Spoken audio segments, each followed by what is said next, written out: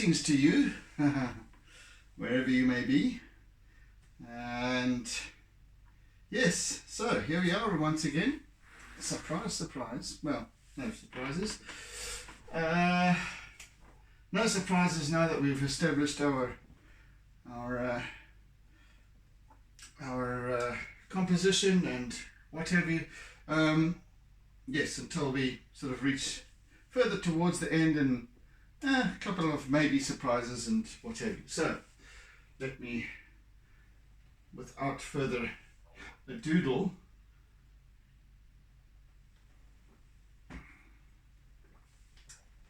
continue. Right.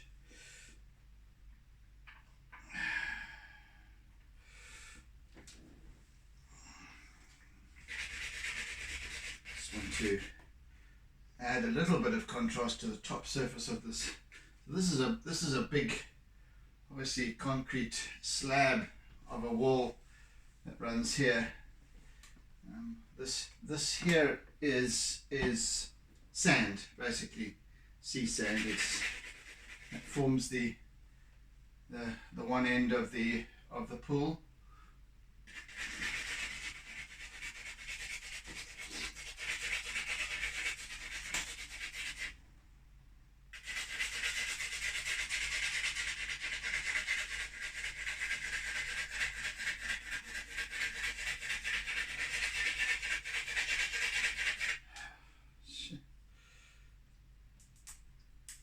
Once again, a little hard bit that gets. That seems to be a trend with these things that one just has to accept. So these charcoal sticks get these little flinty bits that really don't come off onto the paper. They just, in fact, they really can just scratch the paper.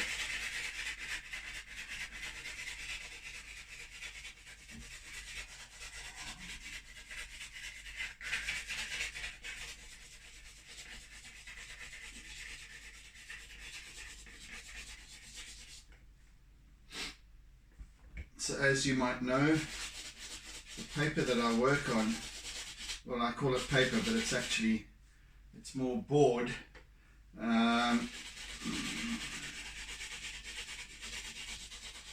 In printing terms, one would refer to it as board. In fact, the paper merchants call this stuff chipboard for whatever reason, but it's called Durban, and it is a 390 grams per square meter board that is substantially thicker than a business card, if you want to sort of refer to it in those terms.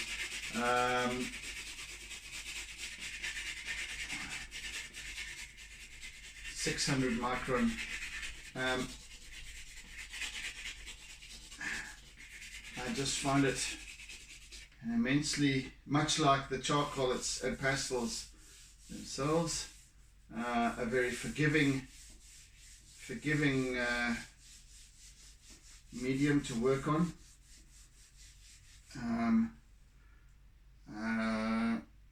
Not quite as textured as some of the art papers that you get, but yet better than most. I really honestly find I prefer working on this to Fabriano, which is the kind of Rolls Royce of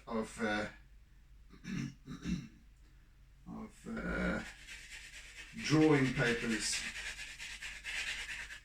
I really do, and beyond that, it's really cool for when it comes to adding a little bit of acrylic here and there, acrylic paint, which is water-based, which on Fabriano which is a much lighter grammage, would completely buckle it, unless I was using watercolor paper, but then the watercolor paper wouldn't necessarily be that conducive towards charcoal and pastel. So yes, I found this really happy medium. Excuse the pun. Yes, that I enjoy working on. It's and also being grey in its natural colour is it gives me a nice in between balance to work with. That I can it accepts the contrast really well and actually enhances the contrast.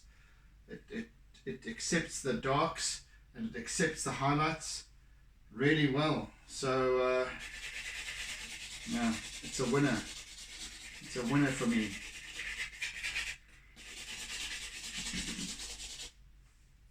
And because having been in advertising for most of my professional days, many of my professional days actually, from the start anyway, I kind of have an in with the paper merchants themselves, instead of having to go to art shops to purchase this stuff, and it's almost 10 times the price at an art shop. So there you go, Bob's your uncle. Bob may well be your uncle, but in this context, it's a done deal.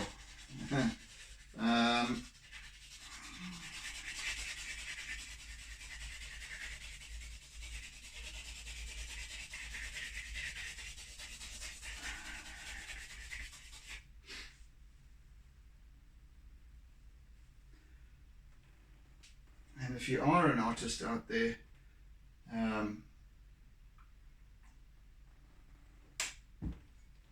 looking to try a really good paper to work on, and you haven't tried this stuff, get it. Have a look. It's fairly common, used in all sorts of applications, but I would say predominantly packaging, cardboard cartons, I suppose, things like that. It doesn't have a grain to it, but it does have a texture. It's lovely, lovely, lovely. I love it. Anyway, yes. So if you can even get hold of it, at an art shop, if they happen to stock it. Well, it's called here in South Africa. It's called Deham, Dehalm. It is imported, I think, from Germany. I would imagine. I don't think it's made locally. So it should be fairly easy to come by, or anything similar. It's just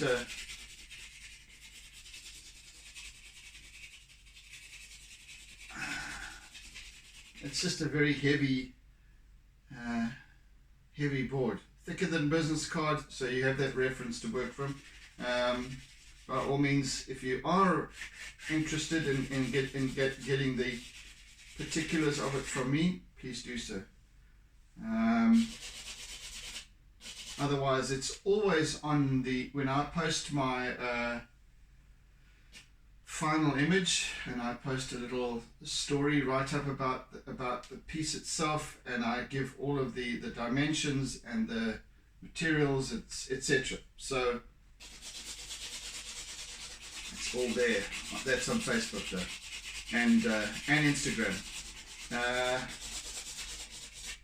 So if you find it in an art shop to try it out, by all means do so. It's well worth it, I guarantee you. And then you can probably find it at most paper merchants will sell to public as well. So if you get to that point, well, it's readily available. Just most of us don't know it. We go and source these things from because we go to our trusted art supplier, who's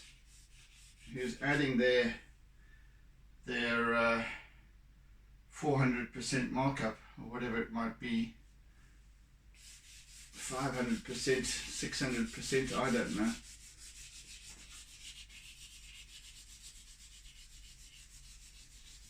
It's crazy.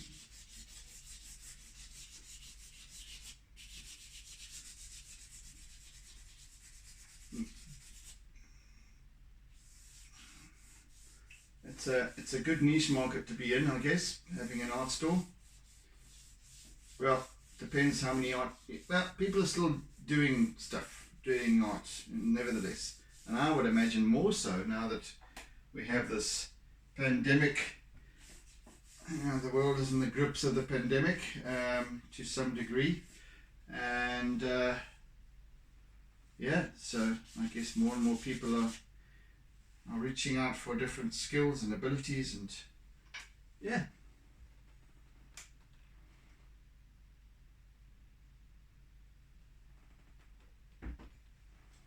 Why I'm talking about that, I have no idea. Anyway, anywho,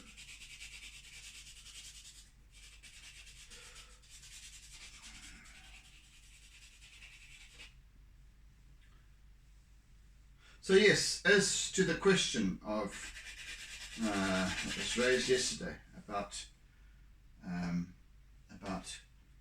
the imagery that I use. So I always use my own personal reference imagery, unless it's a commission, unless somebody wants me to do it. Goodness gracious, a picture of their dog, or a, something, whatever it might be, or even if it is a landscape or something that they might have, and they're on the other side of the world, and I'll do it, not a problem. I will generate an artwork in my style. This is my style, my technique, and whatever, and render it in my own way, but I'll do anything.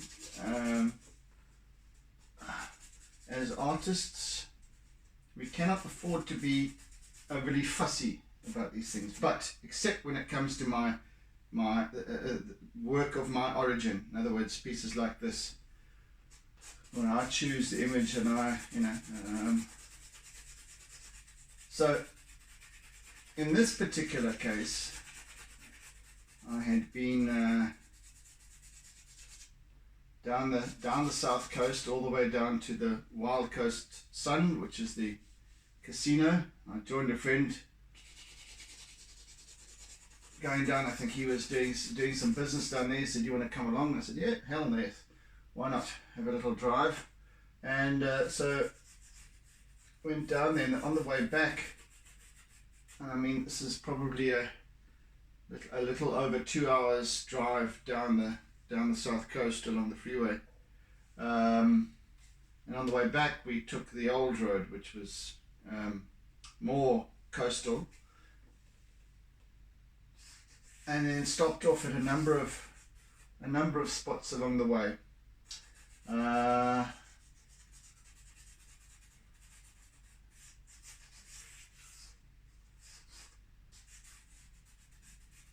And this was one of them, Marina Beach.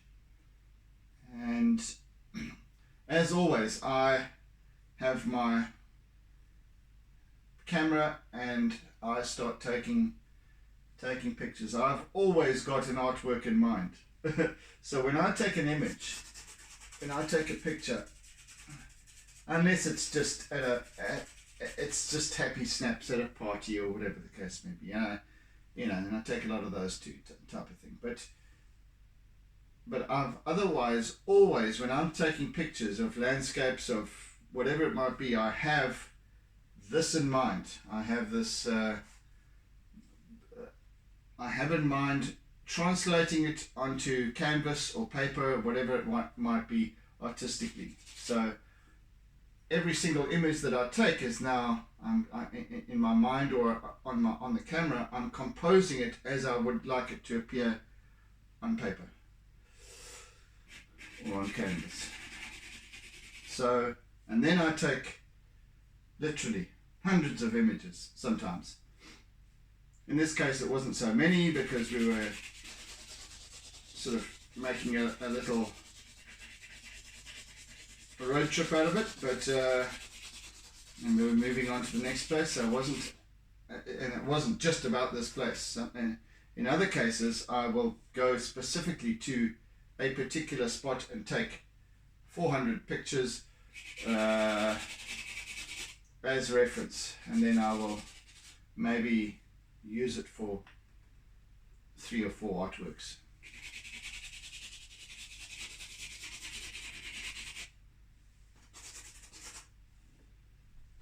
So yeah, I hope that answers that. I prefer to have you know, when people say original artwork, I believe that the artwork starts with capturing the image. And as I said, as I've been saying, there are a number of factors, including myself, that are responsible for this turning out at the end of the day as it should, or as it does. And it starts with capturing the image. In my thinking,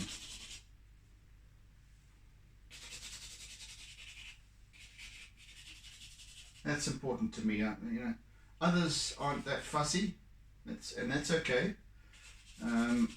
Others might use imagery off the internet, whatever. Yeah, I believe, to me, making the claim that it is my original work, it is exactly that from start to finish. Unless it is, of course, maybe a collaboration with a photographer who's got a particular style or piece, that image that I really enjoy, that I would like to interpret. And then we come to a resolution, and the photographer is, I would give the full credit to the photographer as well, because they have their role as well.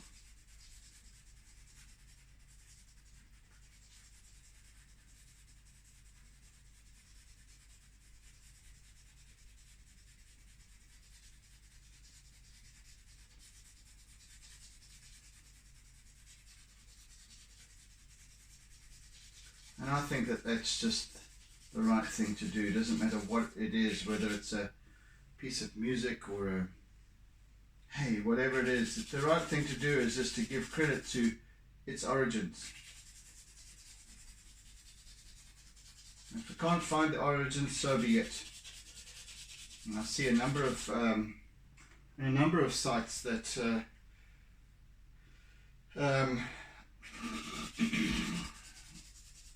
or a number of instances, you know, on Facebook or on Instagram, where the artist cannot be found, and then sometimes in the splurb beneath the image, and they will say, you know, if anyone knows anything about the origins of this image,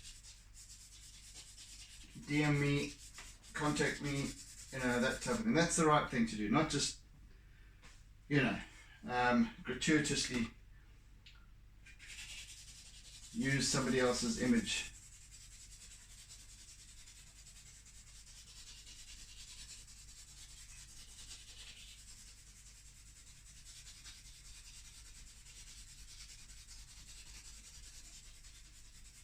And I would always, you know, say at the end, you know, source unknown, or I'd, where possible, give the name of the artist, or whatever it is.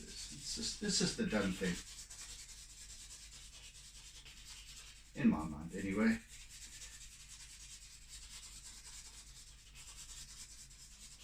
As I said, we've this world has become rather gratuitous in many respects.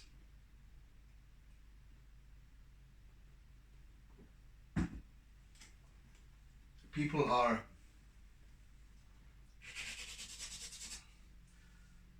flippant at best about the work of others, and then towards disrespectful. Anyway, it is what it is.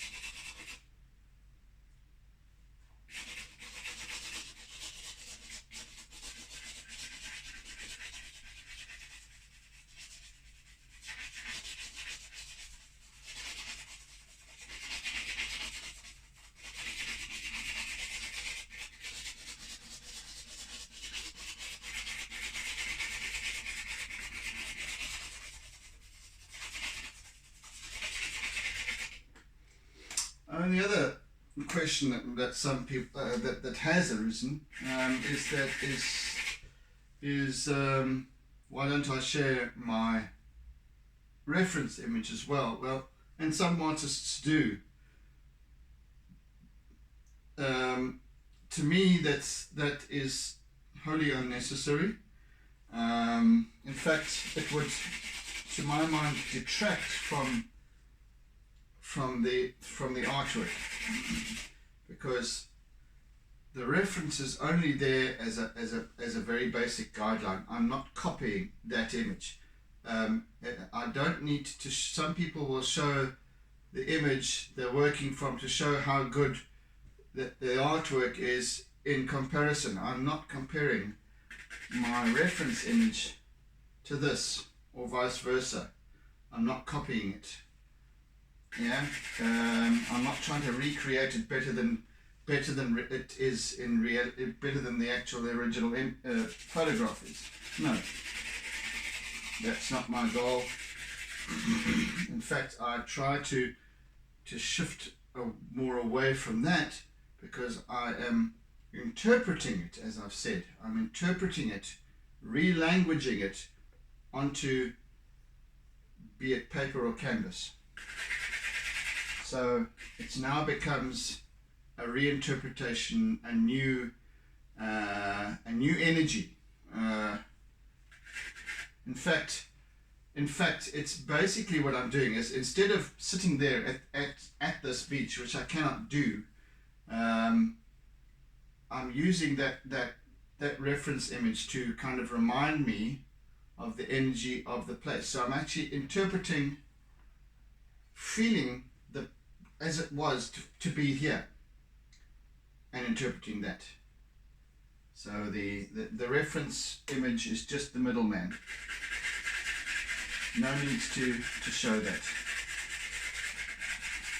because ultimately, as I said, it might even detract from the viewer's experience, in other words you, to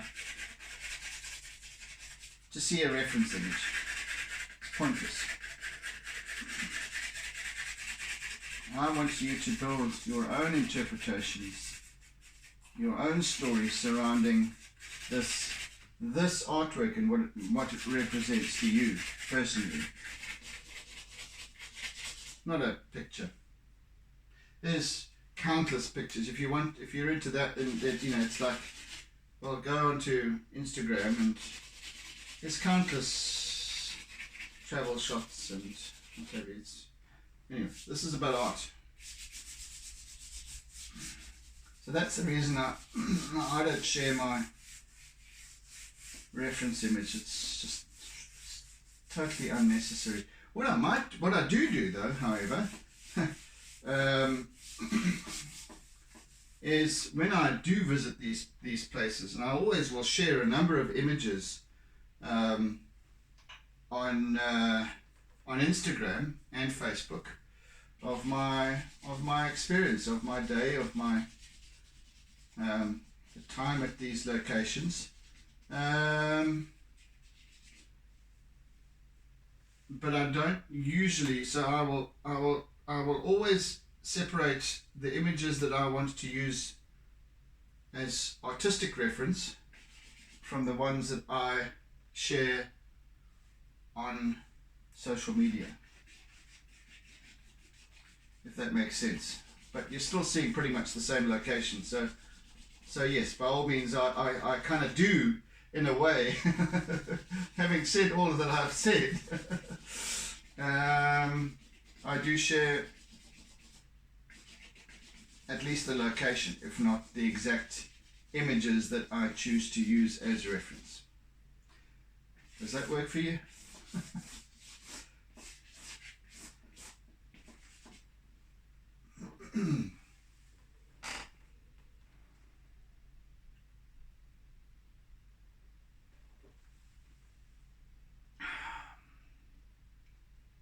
How are we doing for time? Yeah.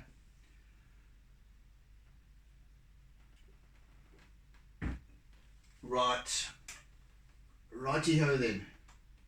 I think it's time for some sky. Let's put some sky in. some sky.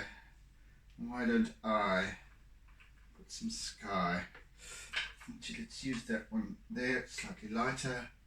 And this is going to look horrendous to begin with, because it's going to be all mauve. But I'm going to temper that substantially. Never you fear. Let's just get that back there so I can take the clips off the top here.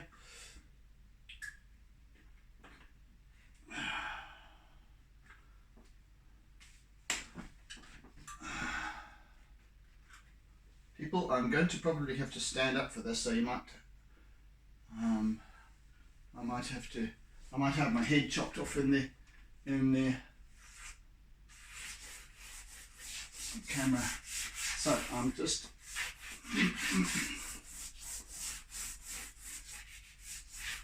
putting this very garish, gaudy mauve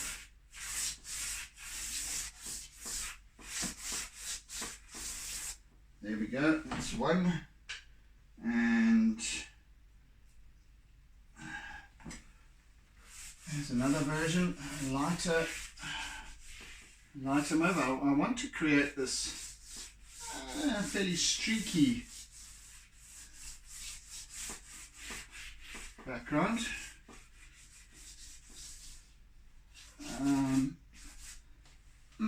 It's that one. And then some blue. Actually, this is just a very pale mauve. Lilac, if you will, lavender.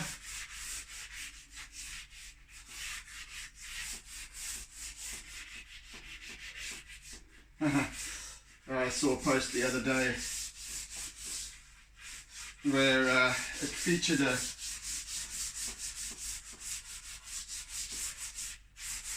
a list of colours and the names given to them by sort of the average person, and the names given to them by artists on the other side.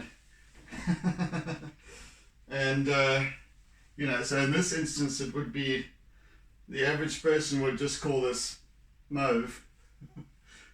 And here I am also, and what reminded me of that was you know, me saying then, well, you know, lilac and lavender and these sort of things. Finding all sorts of other names for these colours.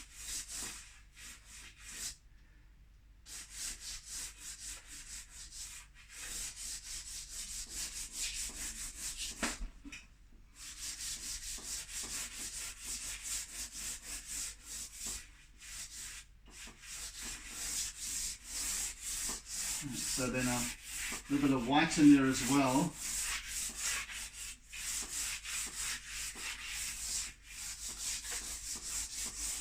Okay. Right, now, oh yes, I'm going to first of all actually use this SpongeBob tool.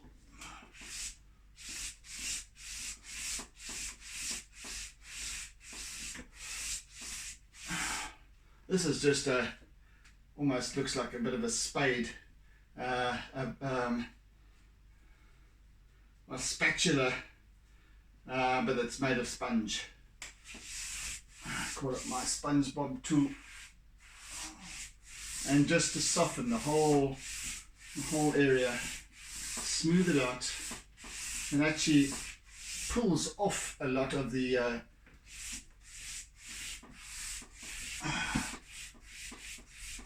colour. In fact, I'm even going to use my trusty mascot brush, because that does even a better job. It just softens it out really well.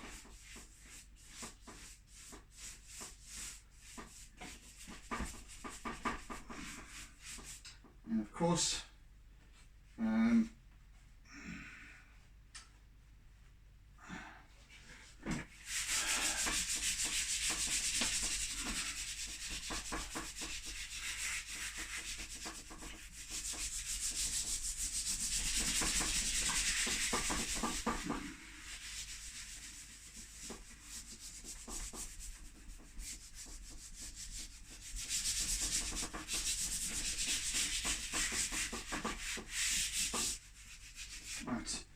that'll do for now. I shall return to that at a later stage, but that will do in terms of setting that colour up a little bit. Let's try some of this powder. There's always an artist's recycling. I've got in the tray down here in my easel, I've got powder from when I've been working with, I've got steel on my fingers, so I've got this blue I was using for the sky in the previous piece, and I can just bring that in and reuse it. It's sitting there waiting to be used.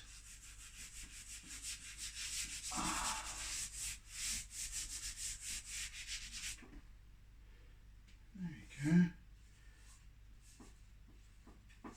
Marvellous. Alright, there's recycling for you. Right. Anyway, that for now is sufficient. I have now I'm going to add a little bit into the sea, and for that I think, let's get my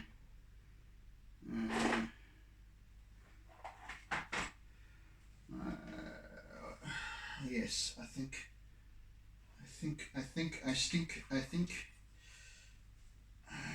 it's going to be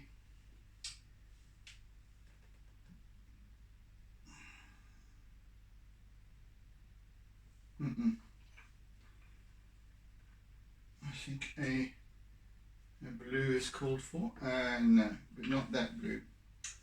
What I want is a, oh gosh, it's difficult to see what they are. I'm looking for that very dark indigo. Ah, there we go. That's the one. That's the one.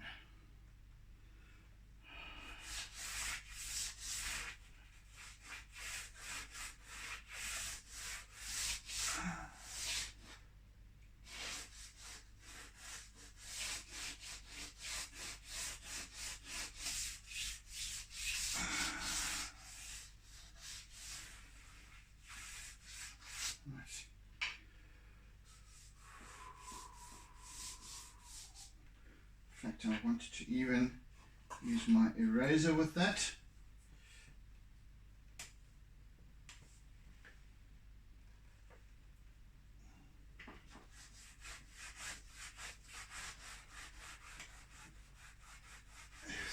eraser now just softens it. It's very dark to begin with. It's this sort of indigo. But my eraser, and I'm just using the flat side of it, just really softens it out and actually enhances its nice deep blue. Right, and then on top of that, a little bit of lighter blue. This, I guess, more of a royal blue.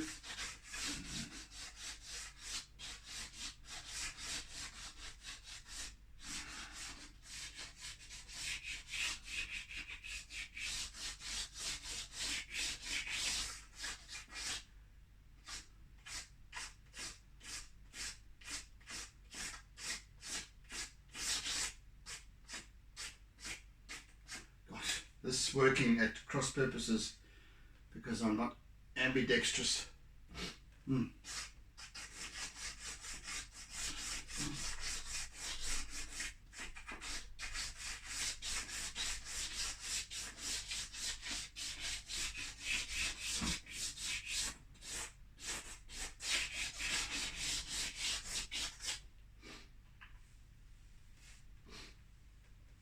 As you know, I like to use color quite subtly in my pieces.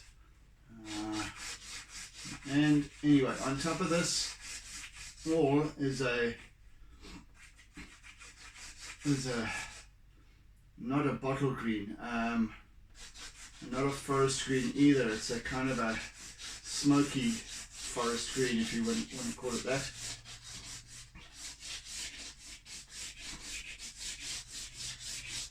Just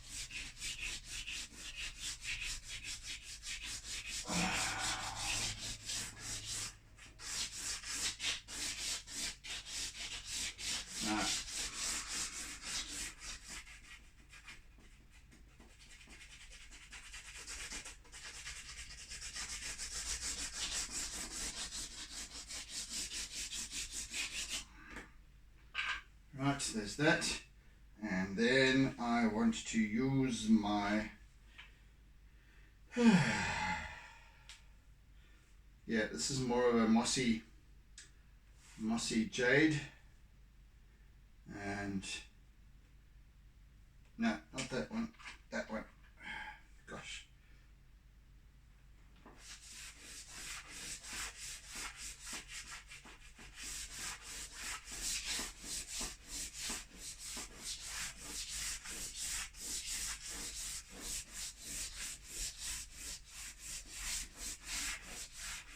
So that's over all of the others.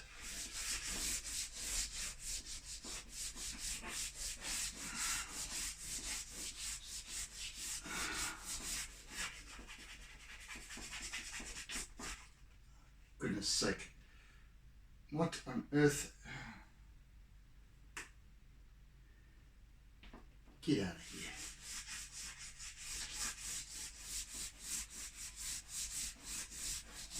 That, and then finally this light, very pale jade green.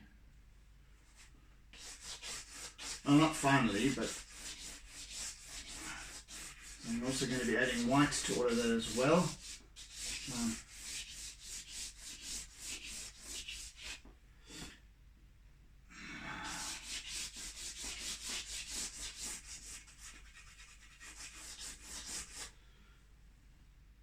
Time seems to be going slowly today for some reason.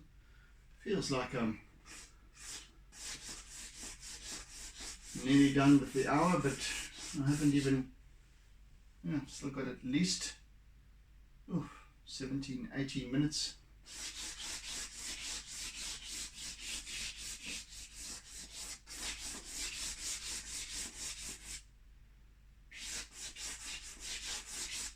Right. That's the start to all of this. And now another smaller SpongeBob tool. Once again, just softening all of this color that I've just blending it together nicely.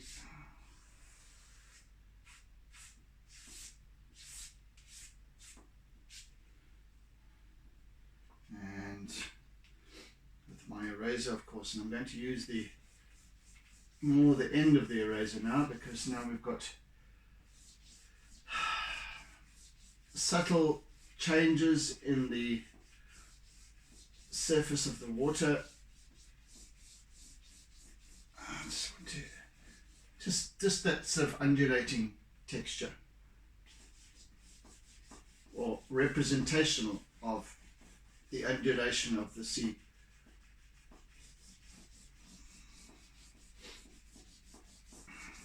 So this is the Indian Ocean, of course, in all its splendor.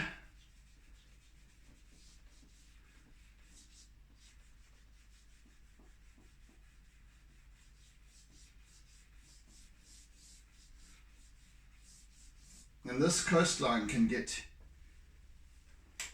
very rough at times. Well, the sea can become very rough.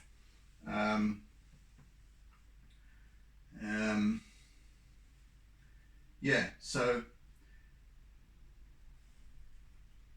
I guess it's got to do with the continental shelf and what have you. So it isn't that extensive, so it tapers off quite rapidly. So then we get much heavier seas, of course.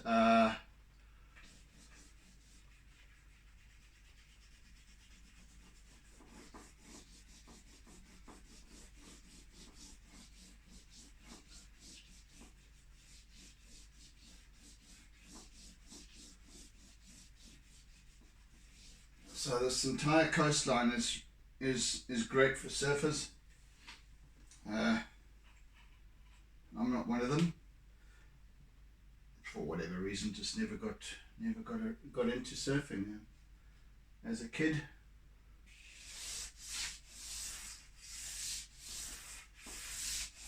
Right, now as I start adding some white pastel on top here, the jade starts to emerge little by little, and I shall enhance that as I go.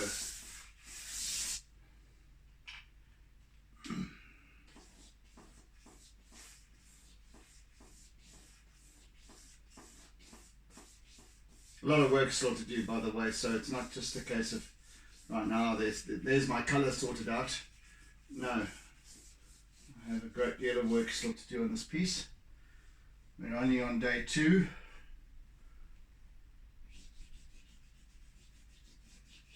But the basis of it, yes, I'm happy. The base sort of colour,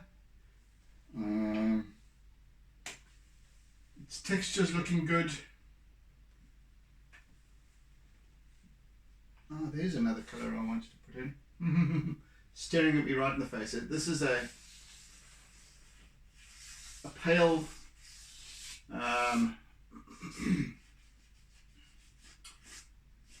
always forget that what this, it's such a turquoise, of course. Jeepers, why do I always forget that? Anyway, so there's another little few streaks of colour that I can add in there. It just gives it that, you see, when I speak of layers, it just brings about that extra little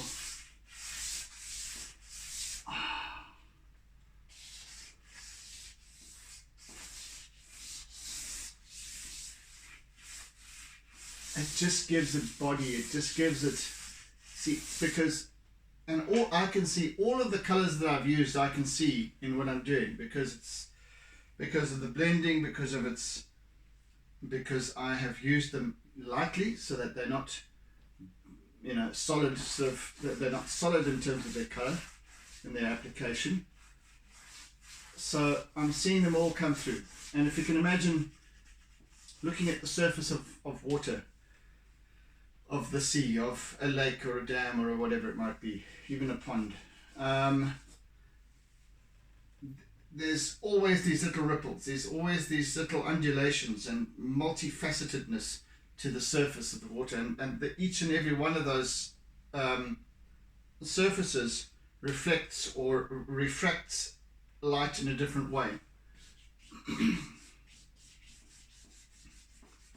And as the eye traverses the horizon line from one quadrant to another, for example, through, let's say, through 90 degrees, and here we've probably got an angle of about that, and as the eye traverses, so colors change, because we've got different perspectives of light, etc., and so yes, colors do change, and very, very, very subtly. And this is also something that I try to represent in my pieces as well, is that subtle change of light. It's like the sky, for example. It might seem, you know, our eyes flit around, and they don't capture perhaps sometimes what an image captures. This is why the reference is there. So I have this, you know, it's maybe slightly darker, the sky is slightly darker over there and slightly lighter over here, or slightly lighter towards the horizon. It's very, very subtle, that I want to capture, because it adds that little sense of almost subliminal essence to a piece. So yeah, God, I hope I described that well enough. Right, a little bit of Monica by my side, a little bit of Conte.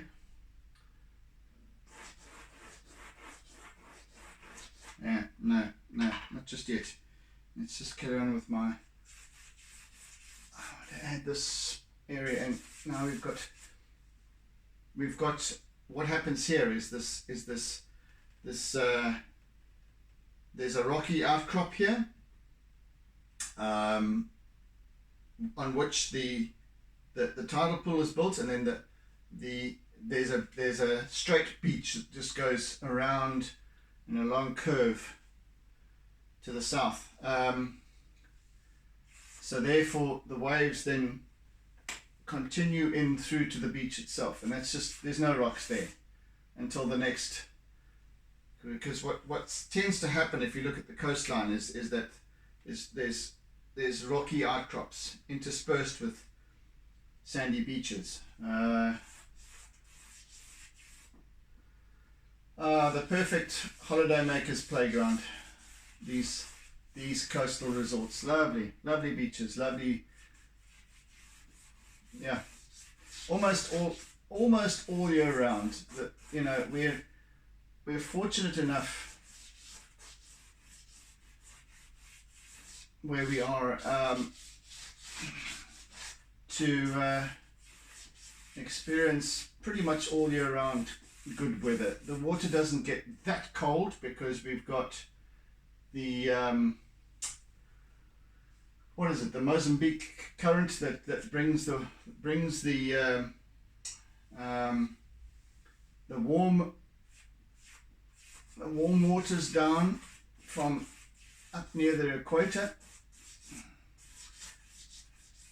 So by and large, the water temperature isn't frigid.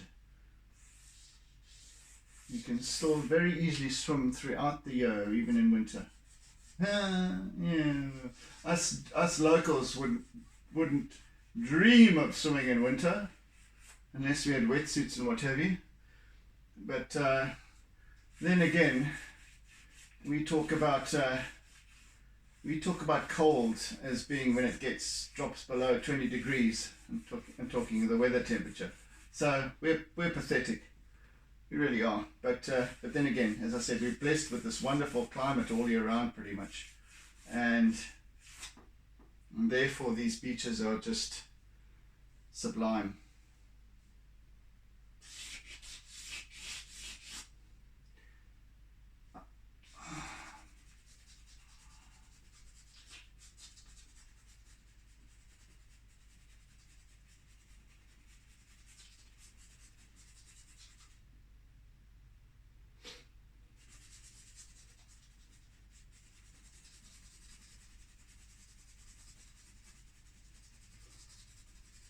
not going to fully depict this start just yet, because but basically what's happening here, or what's going to be happening here, is that we have this wave that is just broken against the rocks at the base of the wall and against the wall itself, and it's just starting to come over the wall and start to spread into the pool itself, and that I shall have to divulge further at a later stage. But for now,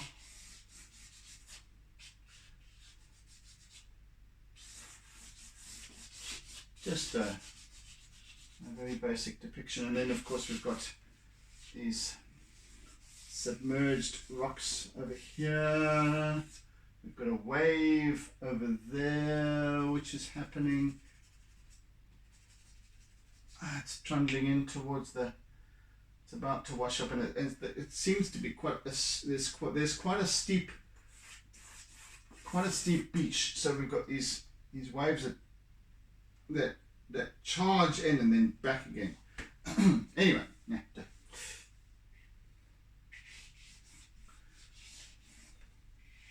Anyway, the whichever way, the seas that I'm depicting right now are not particularly angry.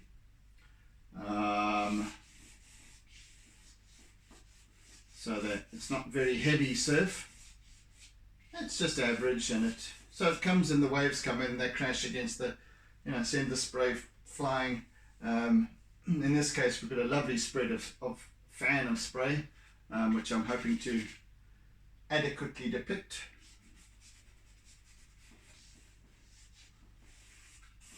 And so on and so forth.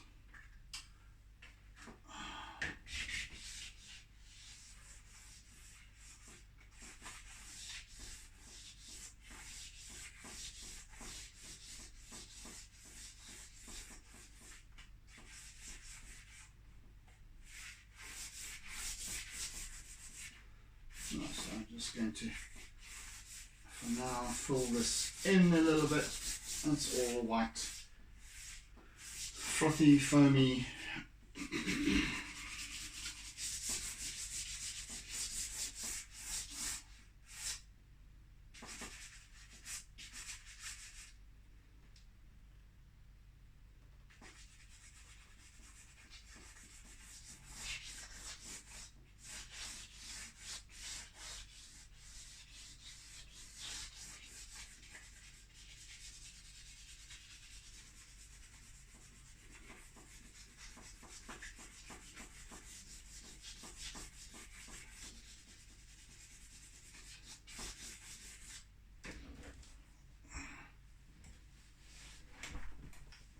So we have a lovely contrast in terms of both color and hue and light and shade play going on in this piece. And you'll find that once we're done, you'll see this very definite negative and positive and negative space going on, a spatial kind of interplay going on here, which is really what I enjoy in terms of composing its composition, and that will eventually play out quite nicely. As with the previous piece that I did with the top of the waterfall, why I chose to do that piece was predominantly because of its spatial qualities. That sky versus the busyness of that just openness, the quietness of the sky, versus the busyness and the raging torrent of the waters. But it was more that spatial interplay. Anyway. That's my reasoning. That's why I do these things, and sometimes they are difficult to translate or difficult to pick up on, and but that doesn't matter. That's the reason I do these things. As I've said on many occasions, I believe that the composition is the make or break of an artwork,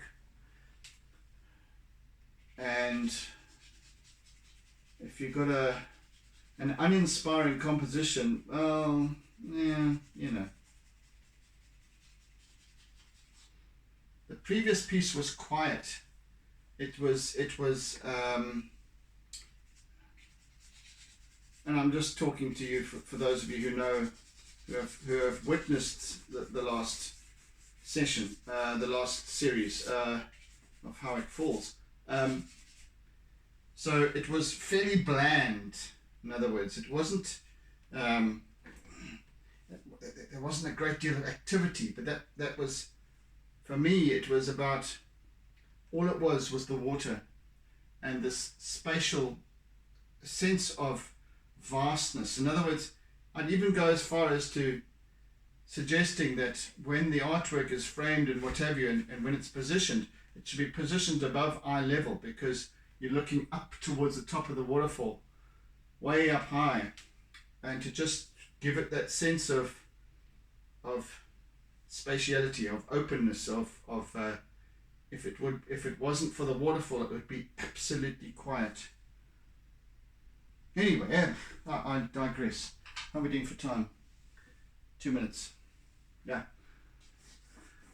So, in terms of composition, the same applies to this piece. I enjoy the way this wall kind of bisects the whole image. There's this divide between the calm and the angry, or the busyness of the waters without, and there's this calm serenity within, about to be interrupted with this great big spray that's coming across here, but nevertheless, and that's what the wall serves to accomplish. The whole idea of what a tidal pool represents is encompassed in the kind of DNA of this image.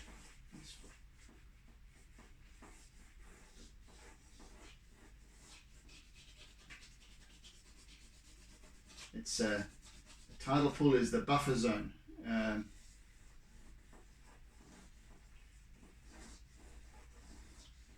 It takes a constant buffering, beating from the surf but it does so steadfastly to achieve its intended goal. No matter what the seas and the ocean throws at it over the years, over the decades, it does its best, it does its job.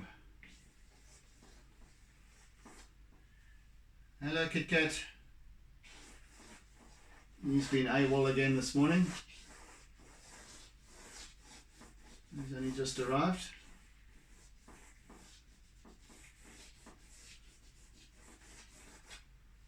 Alright people, I think we're done for today. It's good progress, eh? It always transforms, you know, the piece takes on a whole new look when there's some colour in. So yes, we're done. Happily so. So thank you for joining. Thank you for enduring my mental meanderings as usual.